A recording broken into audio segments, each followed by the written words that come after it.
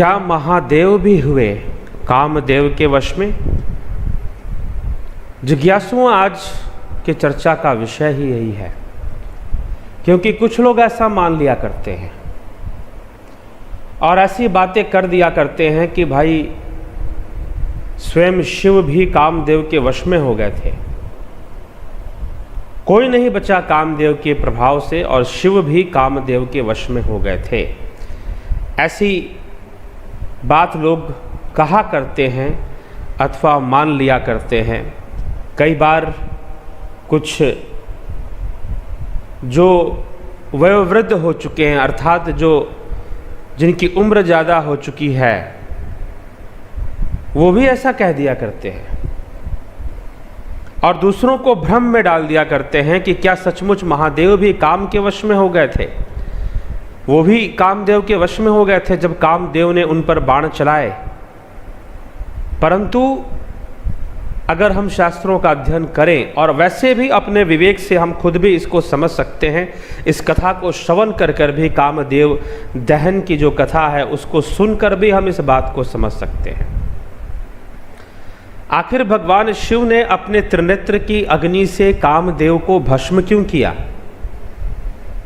क्यों भस्म कर दिया? क्या उसके वश में हो गए थे इसलिए भस्म कर दिया? अब यहाँ पर एक अपने विवेक से सोचने वाली बात है, विवेक से विचारने वाली बात है। क्या वो व्यक्ति जो काम के वश में हो गया है, क्या उसे कामदेव को भस्म करने की आवश्यकता पड़ती है? क्योंकि उसकी सारी, जब वो कामदेव के वश में हो गया तब तो उसकी सारी आवश्यकता काम पूर्ति में है। वो कामदेव को भस्म क्यों करेगा फिर? और जब उसने भस्म कर दिया तो फिर वो काम के वश में कैसे होगा? दोनों ही बातें एक साथ मिलती जुलती नहीं है। इसलिए ऐसा कहना कि शिव कामदेव के वश में हो गए थे और उन्होंने काम के वश में होकर पार्वती जी से विवाह कर लिया, तो यह बहुत ही अनुचित है। अनुचित क्यों है? क्योंकि ऐसी घटना नहीं घटी। अगर ऐसी घटना घटती तो काम के वश में होते ही भगवान शिव विवाह कर लेते, लेकिन ऐसी कथा तो नहीं आ रही है शिव पुराण के अंदर। ऐसी कथा तो नहीं आ रही है कि शिव काम के वश होकर पार्वती जी से विवाह कर रहे हैं। वो तो विवाह नहीं कर रहे हैं, वो तो जाके कैलाश पे बैठ गए। गंगोत्री प्रदेश का उन्होंने त्याग कर दिया और वहाँ से जाकर जहाँ पर कामदेव ने उनके ऊपर काम बाण का संधान किया था, वही स्थान गंगोत्री था। और उन्होंने वो छोड़कर, वो स्थान त्याग कर वो कैलाश पर चले गए। अब पार्वती जी अलग हिमाचल अपने राजमहल में रहने लगी।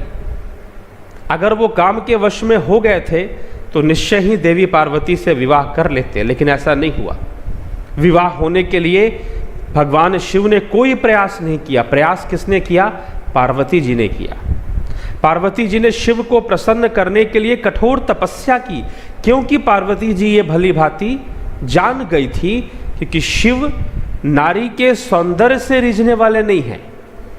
कोई सुंदर स्त्री उनको रिझा लेगी, कोई उनको मना लेगी, विवाह के लिए राजी कर लेगी, ये संभव नहीं है। अगर शिव प्रसन्न हो सकते हैं तो शिव को प्रसन्न करने का बस एक ही उपाय है और वह है तपस्या। इसलिए पार्वती जी को कठोर तपस्या करनी पड़ी और कठोर तपस्या करने के बाद भी कठोर परीक्षा देनी पड़ी, जो कि अभी आगे की कथाओं में ये सब प्रसंग आएंगे, ये सब चर्चाएं आएंगी। तो कठोर तपस्या करने के बाद और कठोर परीक्षा देने के बाद कई विधि से भगवान शिव ने पार्वती जी की परीक्षा ली और उन सभी परीक्षाओं में उत्तीर्ण होने के बाद ही शिव ने पार्वती जी को अपनी अर्धांगिनी के रूप में स्वीकार किया। शिव विवाह संपन्न हुआ। तो शिव विवाह तब संपन्न हुआ जब कामदेव भस्म हो गए। तो शिव का विवाह काम के वशीभूत नहीं हुआ था। यद्यपि संसार में जो लोग विवाह करते हैं वो काम के वशीभूत ही ज़्यादातर किया करते हैं, ज़्यादातर वो काम के वशीभूत ही किया करते हैं। परंतु शिव विवाह की विशेषता ये है कि शिव विवाह होने के पहले कामदेव दहन हो गया। कामदेव दहन की घटना घटती है, अर्थात शिव विवाह जो होने वाला है वो काम के वशीभूत नहीं होने वाला, क्योंकि विवाह के पहले तो कामदेव दहन हो गया। इसलिए शिव का विवाह कोई साधारण नर नारी का विवाह नहीं है, जैसे लोग संसार में शादी ब्याह करते हैं अपनी कामनाओं की पूर्ति हेतु अथवा पुत्र की प्राप्ति हेतु, संतान की प्राप्ति हेतु, जो कि एक मोह में लिप्त होकर, कामनाओं में लिप्त होकर जो वो विवाह करते हैं, गृहस्थ जीवन को अपनाते हैं। शिव का विवाह अलग है। शिव का विवाह इन कामनाओं के वशीभूत नहीं है, क्योंकि शिव विवाह होने के पहले जो घटना घट रही है वही इस बात को प्रमाणित करती है, क्योंकि शिव ने पहले ही कामदेव को भस्म कर दिया, नष्ट कर दिया। तो फिर काम के वश में होने का मतलब ही नहीं निकलता, कोई अर्थ ही नहीं निकलता। इसलिए ऐसा सोच लेना कि काम के वश में शिव हो गए, ये गलत है। और जिसने भी ऐसा सोचा, ये किसने सोचा, किसने ऐसी भारी गलती की ऐसा सोचने की कि शिव कामदेव के वशीभूत हो गए थे? तो कथा आती है पुराणों के अंदर ही, देव ऋषि नारद को ये भ्रम था, देव ऋषि नारद को ये भ्रम था कि शिव कामदेव के वशीभूत हो गए थे। और इसी भ्रम में उन्होंने कठोर तपस्या की, और जब वो तपस्या करने में लीन हो गए तो कहते कि उस समय कामदेव आए, बिल्कुल वैसे ही जैसे कि उन्होंने शिव की को काम के वशीभूत करने के लिए आए थे, वैसे ही आए। और कामदेव ने अपने काम बाण का संधान किया देव ऋषि नारद के ऊपर। और जब देव ऋषि नारद पर काम बाण का संधान हुआ तो भी देव ऋषि नारद को उसका कोई प्रभाव नहीं हुआ। जब कोई प्रभाव नहीं हुआ तो उन्होंने घोषणा कर दी कि मैं काम विजयी हो गया, मैंने कामदेव पर विजय प्राप्त कर लिया। अरे वो कामदेव जिसने शिव को भी नहीं छोड़ा, स्वयं कैलाशपति भी इस काम के वशीभूत हो गए थे, लेकिन मैं नहीं हो पाया काम के वशीभूत। कामदेव मुझे अपने वश में नहीं कर पाया। अब ऐसी भाषा का प्रयोग करते करते वो कैलाश पर चले गए, और कैलाश पर जाकर भगवान शिव से उन्होंने कह दिया कि हे महादेव, हे कैलाशपति, आप जिस कामदेव के से प्रभावित हो गए थे, आप जिस कामदेव के वशीभूत हो गए थे, मैंने उस काम पर विजय प्राप्त किया है, मैंने कामदेव को जीत लिया है। कामदेव ने बहुत प्रयास किया, वह मेरे ऊपर काम बाण का संधान कर रहा था, लेकिन मैं उससे विचलित नहीं हुआ, मैं उसके वश में नहीं हुआ। ऐसी वाणी जाकर भगवान शिव से देव ऋषि नारद कहते हैं। तब भगवान शिव ने कहा कि तुमको बहुत शुभकामनाएं इस विजय दिवस पर।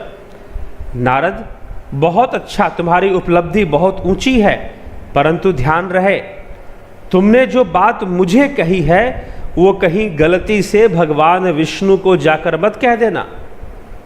शिव जी ने समझाया, लेकिन नारद जी तो उस समय अपने अहंकार के, अपने तपोबल के अहंकार के मद में थे। इसलिए यह जो है ना, ये अहंकार, ये सबसे बड़ा घातक है। ये तुमने काम को जीत लिया तो क्या जीत लिया? क्या जीत लिया? माया तजे तो क्या तजे, मान तजा नहीं जाए। यह मान त्यागा नहीं जाता आदमी को, और यह मान फिर से घसीट लेता है उसी गड्ढे में, उसी नरक में, उसी माया में फिर से फंसा देता है। माया तजे तो क्या तजे, मान तजा नहीं जाए। मान भय मुनिवर गले, मान सबन को खाए। बड़े बड़े ऋषि मुनि, देव ऋषि नारद भी मान से नहीं बच पाए। शिव जी ने समझाया कि देखो, मुझे कह दिया, भगवान विष्णु को जाकर मत कहना, वैकुंठ में जाकर ये बात मत कहना। और नारद जी कहाँ मानने वाले थे, उनको तो लगा कि मैं सबको सुनाऊंगा, और वो चले गए वैकुंठ में। विष्णु जी से भी जाकर कह दिया, अरे जिस कामदेव को शिव नहीं जीत पाए, उस कामदेव को मैंने जीत लिया। होना क्या था? विष्णु जी ने कहा कि चल बेटा, जीत लिया तो बहुत अच्छी बात है, जा, अब तेरे लिए तो सारा संसार है, भ्रमण कर। भ्रमण करने लगे, घूमते घूमते एक नगरी में पहुंचे। वहां पर उस नगरी के जो राजा थे, उसकी पुत्री विश्व मोहिनी, उसके स्वयंवर की तैयारी चल रही थी। स्वयंवर की तैयारी, राजा से पूछा कि भाई ये कैसी तैयारी चल रही है? राजा ने कहा कि देव ऋषि, ये मेरे पुत्री के स्वयंवर की तैयारी है। पुत्री से मिले, पुत्री को देखते ही मोह में आ गए, मोह के वशीभूत, और विष्णु जी के पास चले गए कि भाई मुझे भी अपने जैसा सुंदर मुख दे दो, मेरा भी विवाह हो जाए। अब कहाँ गया कामदेव, झटके में सारी, क्या कहा जाए, सारी औकात सामने आ गई कि कितना जीते हैं और कितना हारे हैं। तो इसलिए महादेव, क्योंकि महादेव का अपमान किया, देव ऋषि नारद ने ऐसा कहकर कि शिव काम के वशीभूत हो गए थे लेकिन मैं नहीं हुआ, शिव से कहा तो शिव तो अपमान सह लेते हैं, वो तो मुस्कुरा के सहते हैं। जब प्रजापति दक्ष ने भी उनको अपमानित किया भरी सभा में तो भी वो मुस्कुरा रहे थे। अब पर जब देव ऋषि नारद, भले देव ऋषि नारद जानबूझ के नहीं कर रहे थे, फिर भी अपमान तो कर ही रहे थे, तो उसको भी मुस्कुराते हुए सहा और साथ में ये भी कह दिया कि देखो मुझे कह दिया, भगवान विष्णु को जाके मत कहना। और वो गया और विष्णु जी के पास जाकर विष्णु जी को भी कह दिया। अब विष्णु जी कहाँ सहन करने वाले थे कि शिव का अपमान, जिसने शिव को जाना नहीं वो भला शिव के बारे में कुछ बोलने का साहस करे, वो शिव के बारे में कुछ बोलने की हिम्मत करे। ये हमेशा अनुचित है, सर्वदा अनुचित है। भगवान विष्णु ने कहा कि अभी तुझे समझ ही नहीं है तूने क्या जीता और क्या नहीं जीता। तो क्षण भर के लिए किसी तपस्वी को लग जाए कि उसने काम पर विजय प्राप्त कर लिया, तो वो निश्चय ही बहुत बड़े मूर्खता में अपना जीवन जी रहा है, बहुत बड़े मद में अपना जीवन जी रहा है। मैंने कई देखे, मैंने ऐसे लोगों से मैं मिला हूं जो ब्रह्मचर्य के ऊपर बड़े बड़े उपदेश देते हैं, लेकिन व्यक्तित्व को देख लो तो ऐसा लगता है जैसे कुंठा से भरे हुए, कुंठित जीवन जी रहे हैं। अहंकार इतना कि पूछो मत, छोटी छोटी बात पर आवेश में आ जाते हैं। मैंने कहा कि कंट्रोल नहीं हो रहे कामदेव आपसे, अगर हो जाते तो ये ऐसी अवस्था नहीं होती, ऐसा आवेश नहीं होता तुम्हारे भीतर, संतुष्ट रहते, मस्त रहते। योगी संतुष्ट रहते हैं, ठीक है। योगी वही है जो संतुष्ट है, और जो संतुष्ट नहीं है वो योगी कैसा। संसार के भोग उसे नहीं चाहिए संतोष लाने के लिए, तो फिर आवेश कैसा, फिर कौन सा आवेश, क्या करते। योगी होना खैर बहुत विशेष बात है। यह प्रकृति, कुछ लोग तो योगी बन जाते हैं नेता बनने के लिए, कुछ लोग चाहते हैं कि वो सारी दुनिया को बदल देंगे। दुनिया को क्या बदलोगे भैया, दुनिया प्रतिक्षण स्वयं ही बदल रही है। यह प्रकृति स्वयं की रक्षा करना जानती है और स्वयं को संतुलित रखना जानती है, तभी तो भूकंप भी लाती है, बाढ़ भी लाती है, कोरोना भी लाती है और पता नहीं क्या क्या लेकर आती है, ठीक है।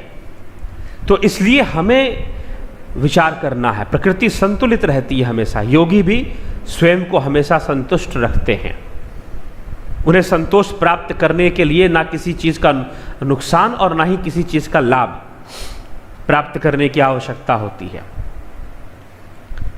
इसलिए स्वयं को के दृष्टिकोण को बदलना है, स्वयं को दृष्टिकोण को बदलना है। तुम माया को जीत लेना चाहते हो, तुम काम को जीत लेना चाहते हो, लेकिन तुम मान को जीतना नहीं चाहते। तुम इस भावना से ग्रसित हो कि तुम्हारी बात पूरी दुनिया मान ले। एक संस्था वाले थे जो ये कहते थे कि हम पूरी दुनिया में विश्व शांति लाकर, कैसे उनकी विश्व जहां पर हो वहीं पर ले आओ विश्व शांति सबसे पहले तो वही लेकर आ जाओ। तो तुम्हारी संस्था का झंडा हर शहर में गड़ जाएगा तो उससे विश्व शांति नहीं आएगी, पाप फिर भी बना रहेगा, पुण्य फिर भी बना रहेगा। तो हमें विचार करना है, हमें अपने अंदर वो एक संतुलित समझ को विकसित करना है, एक तरफा सोच नहीं रखनी है। तो जितना हमारे अंदर प्रकृति की समझ पैदा होती है उतना अधिक हम प्रकृति पर विजय प्राप्त करते हैं और उतना अधिक हम प्रकृति को समझ पाते हैं, जान पाते हैं। और जितना प्रकृति के तत्वों को हम समझते हैं, प्रकृति के तत्व कौन से, इंद्रियां, मन, बुद्धि, तन्मात्राएं, अहंकार, ज्ञान इंद्रियां, कर्म इंद्रियां, 5 तन्मात्राएं, पंचभूत, यह प्रकृति है। यह सब प्रकृति के अंग है। 24 अंग, 24 तत्व बताए गए हैं प्रकृति के अंदर। तो इन 24 तत्वों का ज्ञान जितना विकसित होता है उतना तत्व ज्ञान का विकास होता है और उतना ही अधिक आप उस पुरुष के नजदीक पहुंचते हैं, उस पुरुष के नजदीक पहुंचते हैं। लेकिन कुछ योगी, कुछ आजकल ज्ञानी ऐसे हो गए हैं जो उस पुरुष को, उस परम चेतना को जानने का दावा करते हैं, लेकिन अभी तक उनको पंचभूत नहीं समझ में आए, अभी तक उनको तन मात्राएं समझ में नहीं आई, अभी तक उनको इंद्रियों की गति समझ में नहीं आई, अभी तक उनको मन की गति समझ में नहीं आई, लेकिन वो दावा करते कि हम तो, हमारे गुरु जी ने हमको उस परम पुरुष का ज्ञान करा दिया, मूर्ख बना दिया तुम्हें। सच्चाई तो ये है, और तुम मूर्खता में अपना जीवन जिए जा रहे हो। तो इसलिए विवेक को जागृत करना है, सोचना है। कामदेव कभी भी शिव को वश में नहीं कर सकता था, यह कामदेव भी जानता था, और शिव कभी उसके वश में नहीं हुए। लेकिन फिर भी अब शिव बाद में विवाह कर रहे हैं, शिव विवाह प्रसंग आएगा। अभी ये शिव कथा चलनी है, इसमें अभी मान के चलिए कि 6-7 वीडियोस अभी और इसमें आएंगे। तो होता क्या है, शिव विवाह करते हैं, शिव के संतान भी होती है, लेकिन काम के वशीभूत नहीं। ये ध्यान रखिएगा, ये सारी घटना काम के वशीभूत नहीं घटती है। वो शिव हैं, वो वश में नहीं रहते, वो वश में करके रखते हैं। वो कामदेव को अपने वश में रखते हैं, ना कि कामदेव के वश में होते हैं। ये समझ लीजिएगा। 2 ही विकल्प है, तो इनमें से एक विकल्प को चुन लेना है।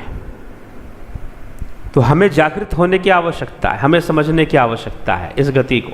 शिव कभी भी कामदेव के वश में नहीं हुए। हाँ, देव ऋषि नारद जरूर हो गए काम के वश में। क्यों? क्योंकि मान आ गया, अहंकार आ गया। इसलिए अहंकार सभी विकारों की जननी है। अस्मिता जिसे कहा गया पतंजलि योग सूत्र के अंदर, आप पीछे जाएंगे, 2वां अध्याय पढ़ें, 2 और 3 साधनापाद और विभूतिपाद का अच्छे से अध्ययन करें। अहंकार को अच्छे से समझाया गया, खास करके विभूतिपाद में, और फिर आपके कैवल्यपाद में भी अहंकार के विषय को अच्छे से चर्चा की गई है कि अस्मिता क्या है, अस्मिता से क्या आती है, मूढ़ता आती है, और उससे यह संसार ही सत्य नजर आने लगता है। दृष्टा हो जाता है पुरुष, और दृश्य के रूप में इस संसार को देखता है। तो वो नहीं जाता, वो और बढ़ जाता है। माया तजे तो क्या तजे, मान तजा नहीं जाए। तो सात्विक वासनाएं भी होती हैं, जाकर कभी पढ़ें। अहंकार का कारण बनती है सात्विक गुण, इसलिए त्रिगुणी माया की चर्चा की गई। रजोगुण, तमोगुण, सतोगुण, इन तीनों से परे उठने की बात की गई, इन तीनों से ऊपर जाने की बात की गई। सतोगुण सहायक हो सकता है, लेकिन जो सहायक होता है वो बाद में स्वयं ही बाधक बन जाता है, ये भी ध्यान रखिएगा। सहायक तो रजोगुण भी हो सकता है साधना में, तपस्या में, लेकिन बाद में रजोगुण भी बाधा बनता है, सतोगुण भी बाधा बनता है। तो सतोगुणी माया, सतोगुणी वासनाएं कि हम तपस्वी हैं, यह जो वासना है हम तपस्वी हैं, स्वयं को तपस्वी समझने की जो भूल है, यह अटकाए रखती है, कैवल्य तक पहुंचने नहीं देती है। शिव मुक्त हैं ऐसी भावनाओं से। इसलिए तुम सरल हो जाओ, सहज हो जाओ, विशेष बनने की कोशिश मत करो, कभी तुम्हें मुक्ति नहीं मिलेगी। अगर विशेष बनने के चक्कर में रहोगे तो तुम कभी मोक्ष तक, मुक्ति तक, आनंद तक, परमानंद तक नहीं पहुंच पाओगे। इसलिए सहज बन जाओ, सरल बन जाओ। जितना बनोगे उतना योग का सहजता से विकास कर पाओगे, अन्यथा जीवन वैसे ही व्यतीत हो जाएगा। इसलिए शिव कभी कामदेव के वश में नहीं हुए, लेकिन फिर भी शिव ने विवाह किया। यही शिव की महानता है, यही शिव की महानता। तुम भी ऐसे अपने जीवन में शिव के इस गुण को अपना पाओ। तुम काम के वश मत हो, वो काम को अपने वश में रखो, तुम ऐसा जीवन जी पाओ और उसका सदुपयोग कर पाओ, तो निश्चय ही तुम योग मार्ग पर बहुत तीव्रता से आगे बढ़ोगे, बहुत तीव्रता से लाभ प्राप्त करोगे। तो इसी के साथ मैं अपने विचारों को विराम दे रहा हूं। समझदार को इशारा ही काफी होता है। धन्यवाद।